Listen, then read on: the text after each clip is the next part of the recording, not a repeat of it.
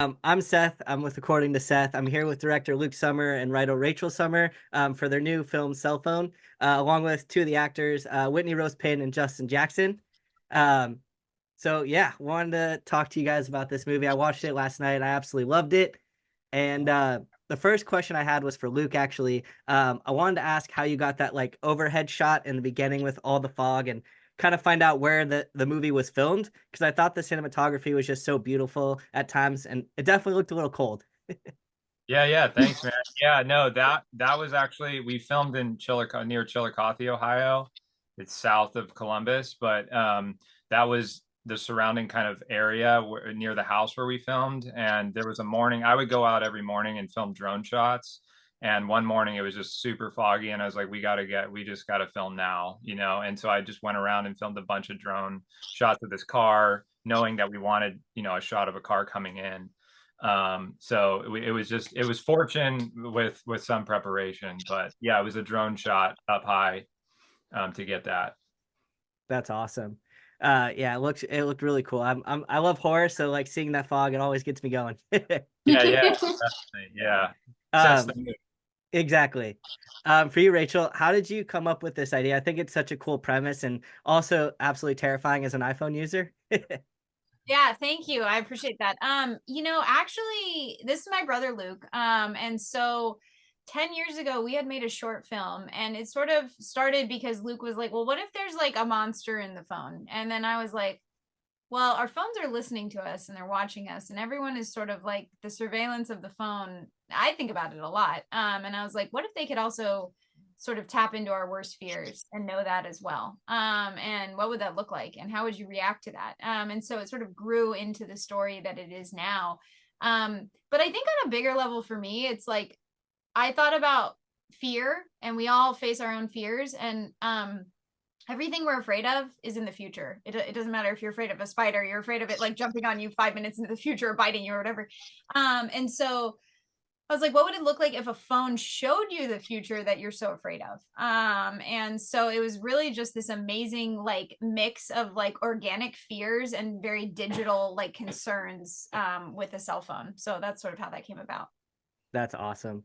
Um, so Justin, this one's for you. I'm trying to bounce against all of you guys. So your character definitely made me laugh a bunch, and I love how we provided some of the comic relief. Was any Yeah, of that improv or ad lib? I definitely love the Rick and Morty reference there. yeah. I think that was ad lib, specifically that one too. But there was a really delicate balance between like improv stuff and the written word because I mean Rachel destroyed the script in the best way possible. Like Yeah, every character is just so vividly unique and alive. So I wanted to try to stay as close to that as possible. But because I have an improv background, there was a lot of times where they would let me kind of put in a little thing here and there. I think there was like a scene where Win gets some mace and like yeah, starts playing with it, and then I was like, "Whoa, that's not there." Uh, and so I think I added a line like, "Don't play with that." There's just little stuff like that where like Rachel really and Luke they just gave me like the confidence to say like, "Hey, you're killing the script, but you can also like add a little fun here and there." Which was a good time. Yeah, that's and I'll just awesome. add one quick thing about thank you about the Rick and Morty. The character was sort of inspired and based off of a cousin of mine who tragically like passed away, and he I'm gonna get emotional talking about it, but he loved Rick and Morty, and so I specifically put that in the script because he used to watch it all the time and talk about it, and so I'm glad that you picked up on that. So yeah, That's awesome. That's super beautiful too. Rick and Morty is such a great show. yeah. Yeah, Yeah. The next question I have is for Whitney, and also I didn't know Jared you were going to be on this call, so I can kind of loop this in with her question too. But Whitney, a lot of your scenes were just by yourself, so how do you prepare for those types of scenes versus filming with others? Is it like more challenging for you as an actress to do those types of scenes, or I mean, it definitely seemed natural when you were doing it, but also having Liam's character uh, and some of those sequences, how does that also help like you disassociate that from when you're alone? Yeah, yeah. I remember because there were, multiple weeks, I feel like, where I was the only actor on set. And so, those scenes by myself, they were challenging because, how do you portray this grief and this fear and, and not make it, one note the whole time. But I drew a lot from my own personal experiences. I struggle with my mental health, and I feel like I've had a lot of, those those moments that I was able to pull from. But I loved when Justin got to set, and that was just so much fun. And then when Jared arrived, we were like instantly crushing on one another. I don't know if you know this, but we're actually engaged in real life now. Oh wow, congrats. Thanks. we, Yeah. we met on the film. Oh, that's Yeah. awesome. But instantly I was like, we both have COVID tests, so if you need us to kiss, like That day. Yeah, because we didn't have a kiss in this movie. And she's like, but if you need us to, we totally can. Yeah, I mean, hey, if you need us to, we can. Yeah. We'll make We it could do happen. 10 takes. We could do 10 takes of that. yeah. So I guess just furthermore then, since you guys were a couple and all of that, so how does that play into the acting and bringing in that raw emotion into those sequences when you guys are together? Oh, I mean, well, we didn't know each other before. yeah. Yeah. But I came into it later. So she had already been there. She had filmed so much. But then, we got to spend a lot of time outside of set because the actors were all in a house. So it made it easy because we all got to know each other, Yeah. So I just the first scene we ever rehearsed together, I just remember it like I was like, uh-oh. I know I kind of feel like I know where this is going without any spoilers, but yeah, it's pretty easy. That's awesome. That silo scene, that was super emotional. Like that was, I don't know, that was just very easy to tap in at that moment. I feel like we were both we were in it, and makes it so much easier for the emotion to just come out. Yeah. That's awesome. Yeah, I definitely noticed there was a lot of emotion in that sequence, and I was like, this thing's gonna get crazy soon, which it did, and it kind of brings me to my next question here, and I guess it's both for Luke and you, Whitney. But I love the ending. I thought it was awesome how everything came full circle, and without getting too much into spoilers, what was that like for you to kind of play that out as two people, and then also like what are the difficulties in that? And then for you, Luke, how do you go about filming something like that and getting the reaction that you want out of your cast? Yeah. Yeah. Well, we kind of made a deal. We didn't want to talk about the. No spoilers. Yeah. No spoilers. We can't get into it. I know. We love you, but we're not going to get into the spoilers. Yeah. Good. Just talk about the whole process. Yeah, but I mean, I think just from a filmmaking process, I mean, it was a very technical film to make. I mean, both being a cinematographer and director on the film. I had every shot in mind. There are 300 shots in the movie. Those were all storyboarded extensively to know exactly what we were going to film going in. And, it's just, and all the cell phone shots, those were all done in real time. You don't have it was no visual effects on those.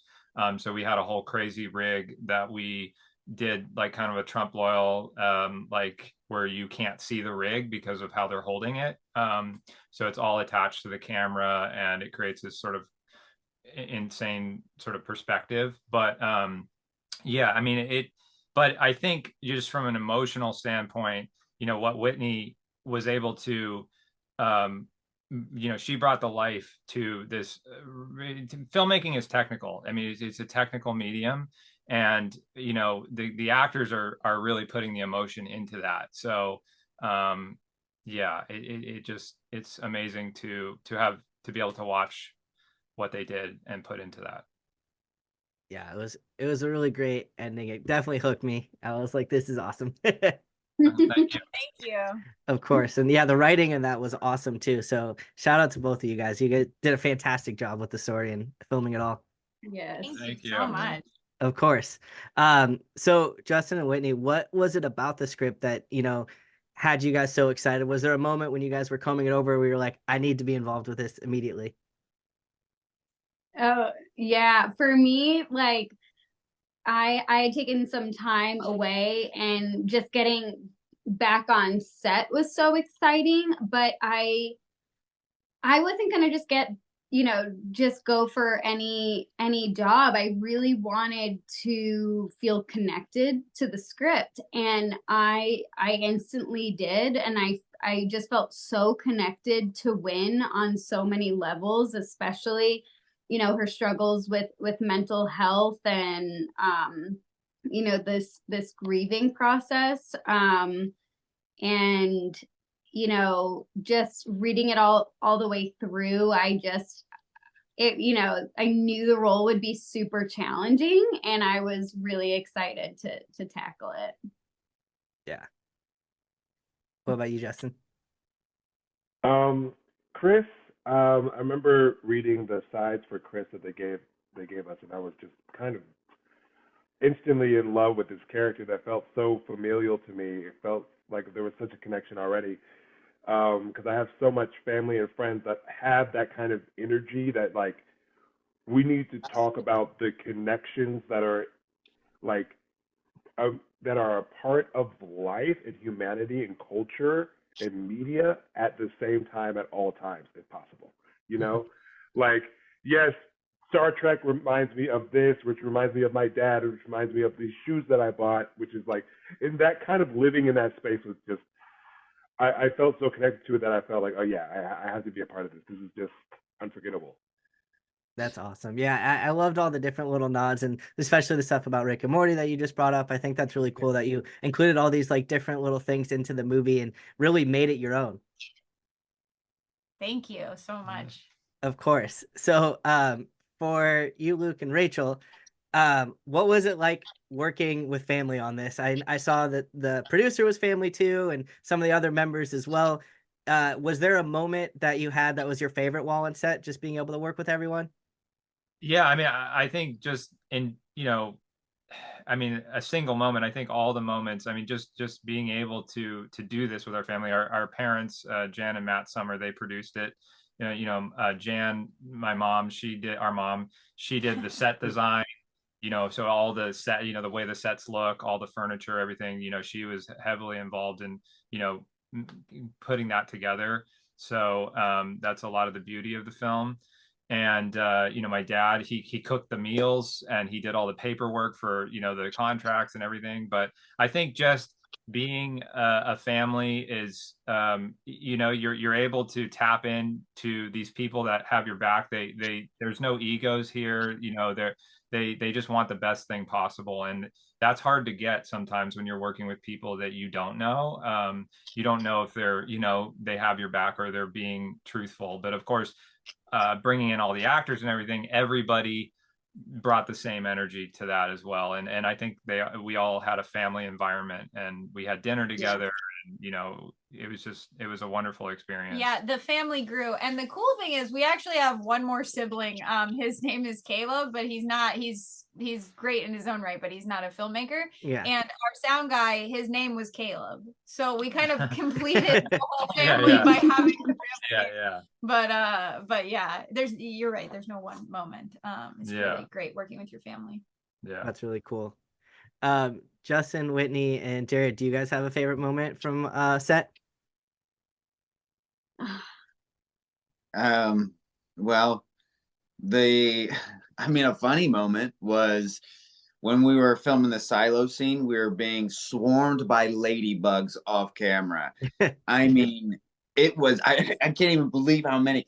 and we're shooting my close up, and they're landing on Whitney's face, and I'm like, come on. I mean, I'm fighting back laughing, but just the amount of ladybugs in the silo when we were shooting was pretty crazy. I was getting all woo about it because I feel like ladybugs are a sign from my grandma. So I'm like, grandma's with us. Like, this is magical. And everyone else was like, oh my God, seriously. Like, this is bordering on, not not fun. That's But awesome. Cool. They're good luck, right? Yeah. Yeah. What about you, Jason? For one of my favorite parts, I think it would have to be watching as an audience member and also day of watching Whitney perform. Honestly, Whitney was like a tour de force, truly just a storm. And there was just so many things that where it makes. I mean, Jared was talking about this earlier. Was just like it makes it easy.